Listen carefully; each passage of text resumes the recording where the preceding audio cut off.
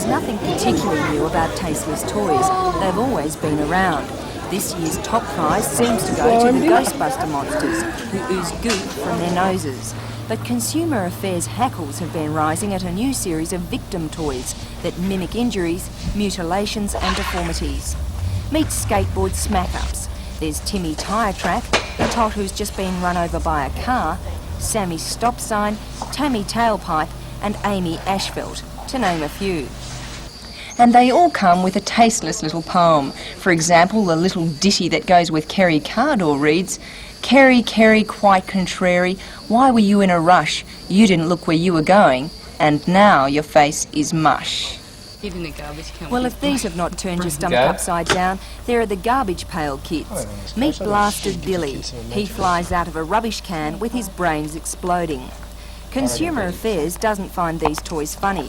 They'll be banned under guidelines approved yesterday by the Minister for Consumer Affairs. A Commonwealth Committee of Inquiry into victim toys found that they could increase verbal or physical aggression in children, lessen their sensitivity to the suffering and deformities of others, and lead to a lowering of adult authority and values.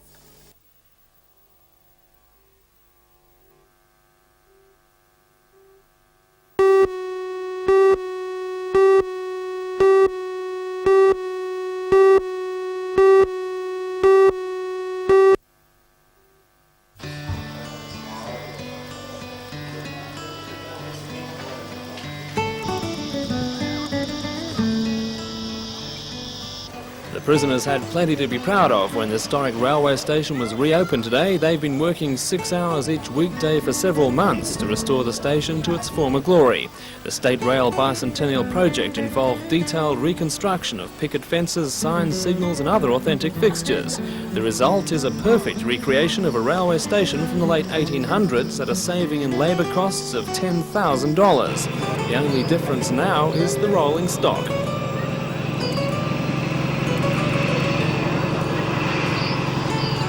The prisoners hope to go even further. The next project is to restore a carriage to its original appearance for use as a tourist information centre. A spokesman says the rail project blends in perfectly with Maitland's other historic attractions.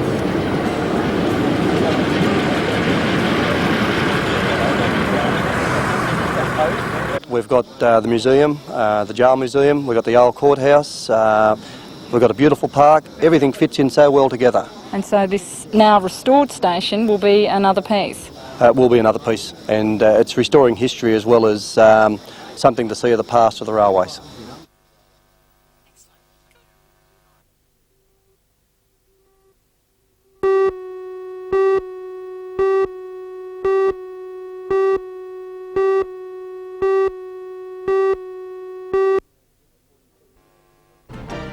A 47-year-old woman has appeared in Newcastle court after being charged with wounding with intent to kill her de facto husband.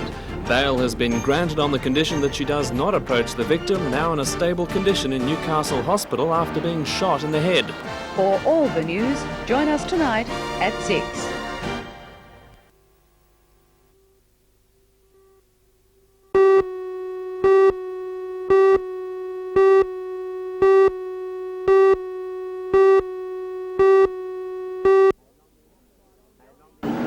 And on the outside of the front line of the grid, USA 2, Steve Beitler tries to tuck in behind Robertson. There's a bit of a jam up going into turn. Beitler, they're going to have to start driving a bit like a team.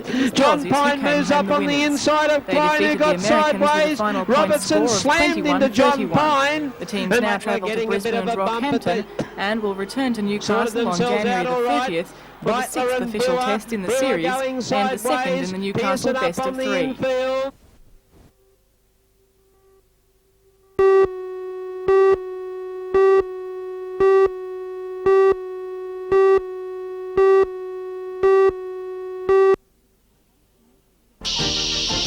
The post-mortem of a charred body found in the boot of a burnt-out car near Mount Sugarloaf yesterday reveals the man died of a gunshot wound to the head. Police believe it is the body of missing Macquarie Hills man Malcolm Young. Today, a police search in nearby dense scrubland failed to find any trace of the murder weapon. For all the news, join us tonight at 6.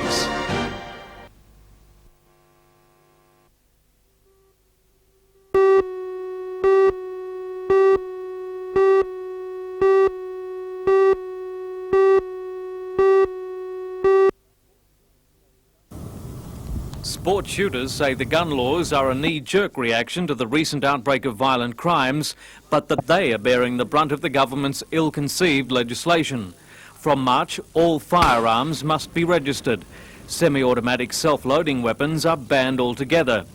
Newcastle police report a slow response to the gun amnesty, now nearing the end of its first week. It appears the government will not guarantee the value of compensation on the semi-automatic weapons, forcing owners to consider taking the risk of the $2,000 fine and 7 years jail for possession of the guns once the amnesty period is over. The form that one needs to sign when handing them in is an unconditional surrender, and the government have given no guarantee of the amount of compensation to be given.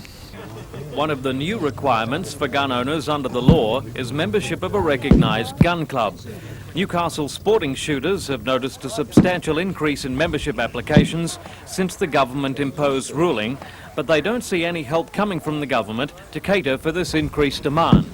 The strain on our facilities is significant, and those that are left over, of course, regardless of the type of firearm they own, will have to be handing them in with no guarantee again of compensation. The law also calls for tighter correlation between the gun and its registered owner. On the surface that sounds like a fine principle, but for sporting shooters the rule is a nightmare. Let's use one example. For instance, if I, as an international competitor, have a breakdown with my rifle in a competition, it is now illegal for me to borrow another firearm to complete that event. That's just one example. Now, we are more than happy to sit down with government and work out these problems, but their attitude to date hasn't been very receptive, and the haste with which this legislation has been put together in a knee-jerk fashion has meant that there are a great number of these anomalies in there. I understand the law bans semi-automatic.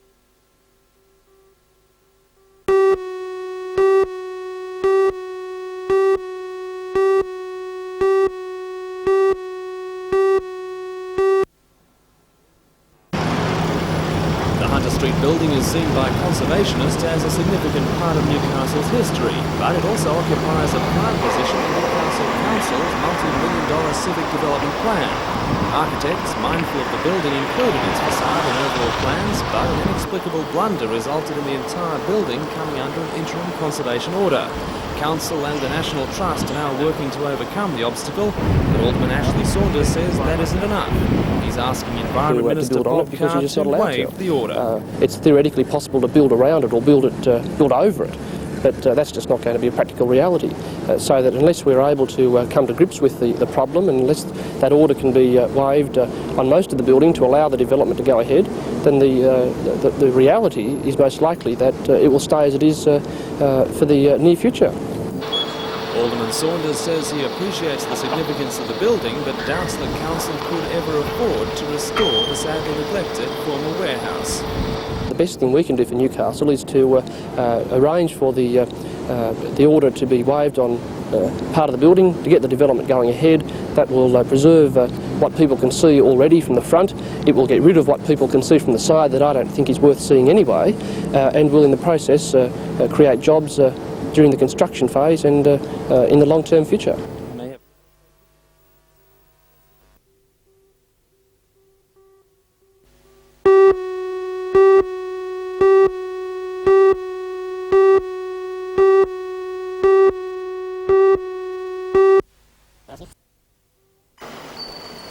The 4 disabled sportsmen leaving for Sydney tomorrow are Alison Smith, Wendy Evans, Warwick Lang and Craig Whitting. 3 of the 4, along with Steve Rolfe and Marianne Ireland, went through their final paces today at the Howzat Centre. The Newcastle foursome will take on teams from Sydney, Dubbo, Wagga, Bathurst and the Central Coast in wheelchair hockey, touch football and balloon soccer. The sports are played with teams of 5, with Newcastle gaining the services of a country player to make up a full team. Last year, only 2 locals took part of the games. This year, they've been training for 6 months. The team will spend Monday having a final practice day before competition gets underway from Tuesday for 4 days.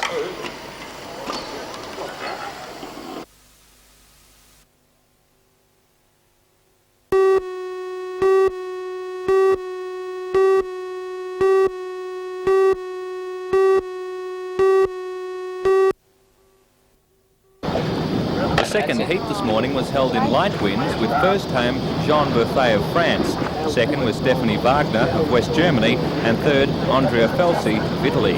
Overall placings put Buffet of France first, ahead of West German Christian Harm. In fresher conditions this afternoon, Frederick Hayem of France led all the way to win the third heat, with Danes Hans Rieber second and Peter Cook of Victoria third. Defending world champion William Sanchez Diaz of France failed to finish in the top 5 of either of today's races. A number of protests into today's third heat are still being heard, but it appears the Frenchman Jean-Francois Buffet will lead on overall points.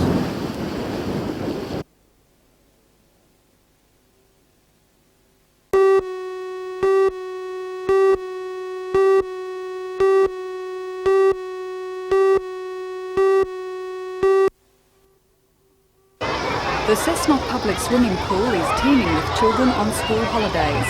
Many have to catch buses, meet their parents or keep appointments, so knowing the time is important. The pool's standard clock was recently replaced with a digital timepiece. Why? Because children had trouble reading the more conventional dial. Attendants say they often feel like a reminder call service. They usually come over and ask me, you know, what time it is. With the clock right behind you? Yeah, with the clock right behind me. And if you say 22, the hour, or quarter to, they'll say, oh. And then you ask them, do they know the time? And they'll say, oh, not really. So if I say 9:40 or 9:45 or something like that, they understand. The skills of children vary. Well, if I said what time's 9:40, what time's that? 20 to 10. Right, well, what about 9:50? 10 to 10. And do you know? Okay. Do you know both? What about you? Do you know what time it is if I said 9:40? What time is it? You know, 9:45. The Department of Education says telling the time is still definitely on the school curriculum. At the age of 6, children are first introduced to the clock face and not a digital timepiece. But in practice, it's a skill many children just don't develop. Can you tell the time from the clock up there? You don't know what that says? If in another generation we'll all think digital, only time will tell.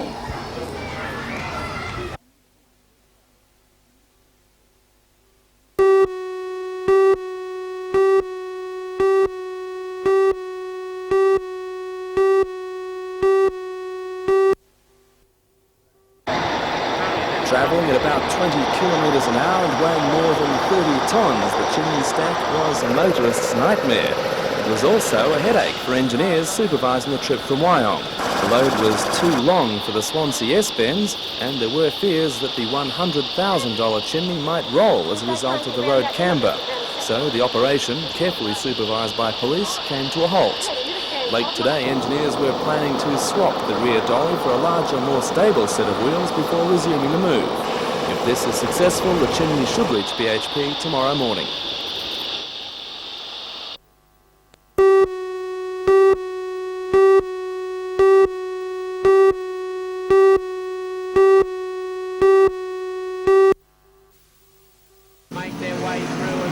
It'll be a real family affair tonight, with Steve Kins's brother Randy also competing. The pair have won plenty of events on their current tour of Australia. Tonight's Sprint Car Grand Prix will see another US charger, Danny Smith, flying the American flag in a star-studded field. Smith will be out to make it a double after winning last week's fourth round of the $300,000 Sprint Car Series.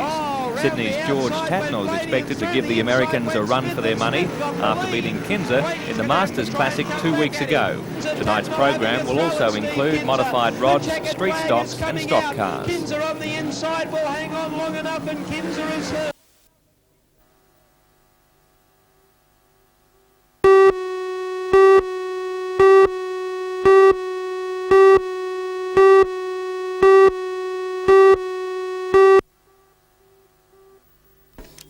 In the past 5 years, New Zealand studmaster Frank Wilson has been reviving and improving Belmont stud near Scone in the Upper Hunter. His aim is to introduce to Australia methods that have produced a string of winners on his New Zealand stud Evergreen Lodge. At Belmont Stud, his pride and joy was a filly called Cool Mood. She had 2 outstanding wins recently at the Scone races and was all set to go to the Australasian Oaks in Adelaide when disaster struck. Somebody came down the stock route and they have a searchlight that they flash round looking for, I presume, something to shoot. I don't know what for, but that's what they do. We've had it happen before. And the horses got frightened, and one that had been previously hurt as a result of fear from that jumped out of that paddock there into what we call the Downs, where Cool Mood and another horse were out for the night, because we have them in by day and out for night. So hot at this time of year. Cool Mood was frightened and jumped over that rail there, out of the paddock, onto the road, ran back, jumped the other rail there, and by this stage would be going at an enormous speed and in a blind panic, and evidently ran up, right up through into the neighbours and went through 1 or 2 fence up in the neighbours. Now, when we heard the commotion, I went out onto the incident, in the dark. And although he managed to get her into the best veterinary hospital in the area, they could offer no real comfort. Well, she was so seriously hurt that the vet said she could only be saved, not certainly saved, but only saved if she suffered enormous pain, and she was too brave. I couldn't do that.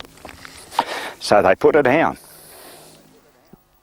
According to the Pastures Protection Board, night shooting on stock routes is illegal, but it's difficult to catch the culprits. It's definitely against the law. They're trespassing. We do have problems at times with motorbikes, particularly with children on stock routes and reserves closer to town, mainly around Christmas and school holiday time.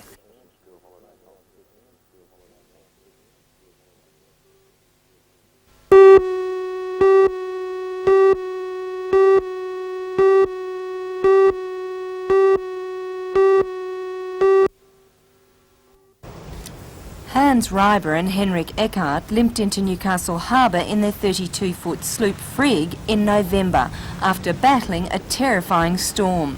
The men have been sailing for 17 months and plan to return to Denmark in 1989. They moored in Lake Macquarie to enable their boat to have minor repairs. Since then, they've managed to find work locally. One day they went for a run and noticed preparations for the 420 World Championships. We asked the leader or the organizer if we could sign in and represent Denmark. And what did they say when you wouldn't have had a boat? They organised that we could rent a boat. Henrik and Hans have performed well throughout the series, and even though they've never set foot in a 420 till recently, they have managed to finish in the top 15. And they've not had the backup of many of the other teams. There was no coach, and even to get to the Belmont Sailing Club meant a long swim across the lake from their home mooring.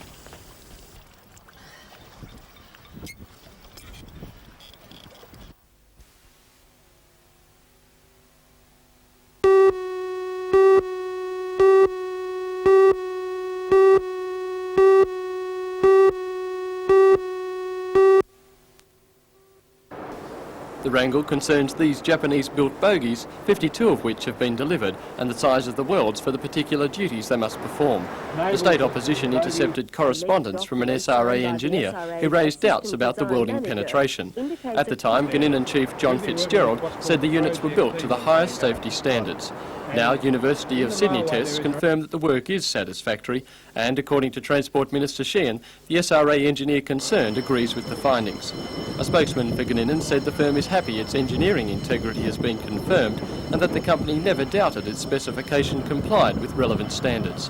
The Transport Minister was critical of the opposition, saying it had no transport policy of its own and is fond of attacking the Tangara project. Mr Sheehan said Tangara is the most advanced train in the world. Gunshot has been contracted to supply 450 cars over 9 years at a cost of $530 million.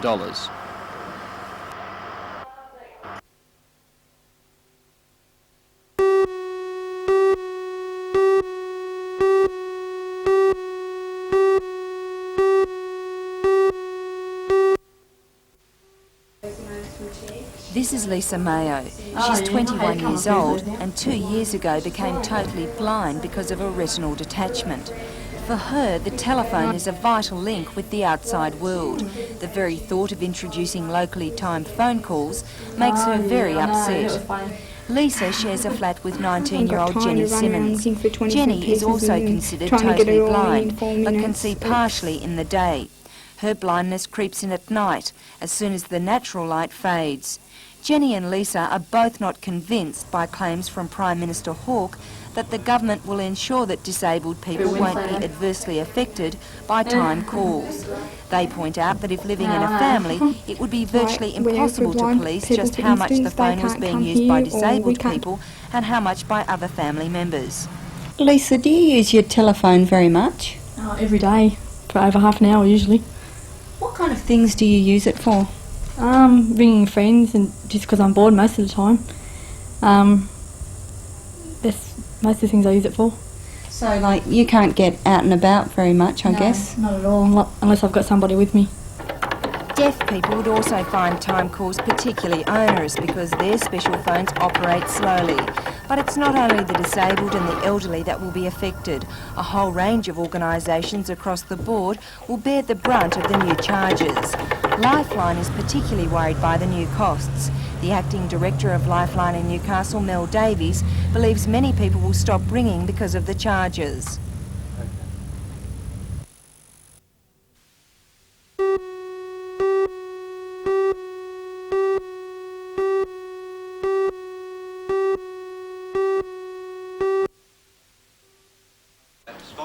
After a fourth place last year, the Western Suburbs Rosellas are starting this season on a high note. The club's major sponsor for 1988, OAS Computers, was announced at a special function at the Workers' Club. This sponsorship, we believe, will be the best sponsorship in Newcastle for a substantial amount of money. When the team takes the field, they will also be sporting new-look Guernseys, courtesy of the sponsor. After playing for the Rosellas last year, Gary Martini is again filling the coach's spot. He says team morale and condition are high and he is looking for a big season.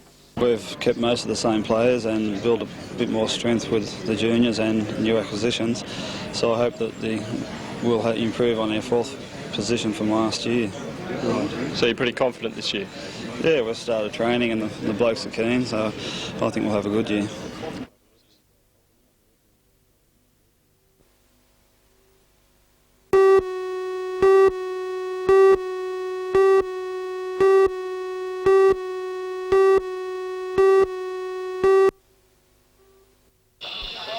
260 of Newcastle's best bowlers have been competing since Monday in the pre-season event, which many look upon as a mini pennant series. Certainly the event offers the very best warm-up for the season. Each year the series has expanded and now 16 out of the 24 Newcastle clubs contribute A-grade players. Club officials say there's probably no other event in the state that draws this number of players to one venue. Part of the attraction is that the players themselves are invited to lay down the rules within the ABC guidelines, as well as deciding how the $2,000 prize money is divided up. But contestant and state chairman of selectors Charlie Frost says the prize is the last thing on the players' minds. I think money's secondary. I really do. I think that the majority of the players look forward to this as a pennant trial, a real serious pennant trial. As you can see, they're not going in having drinks or anything else like that. It's good. Sectional play will continue until the end of next week before the start of finals in mid-February.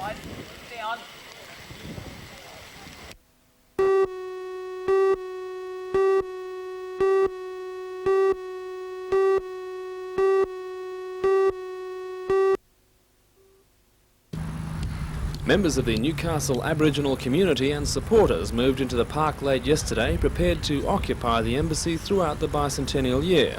The embassy is in the heart of Newcastle's Bicentennial Festival area, but Mayor John McNaughton says the protesters are as much a part of the event as any Australians. The Time for Truth awareness campaign that the Aborigines have been mounting in recent times is very, very appropriate. It is a time for us to learn more about Aboriginal culture, more about Aboriginal history and more about Aboriginal circumstances right now. Protester Ray Kelly says the tent will play an informative role for the Newcastle community. We see this as an educational tool as well. People can come here and talk to us, ask us why we're sitting up, perhaps get a different side of the story for the last 200 years.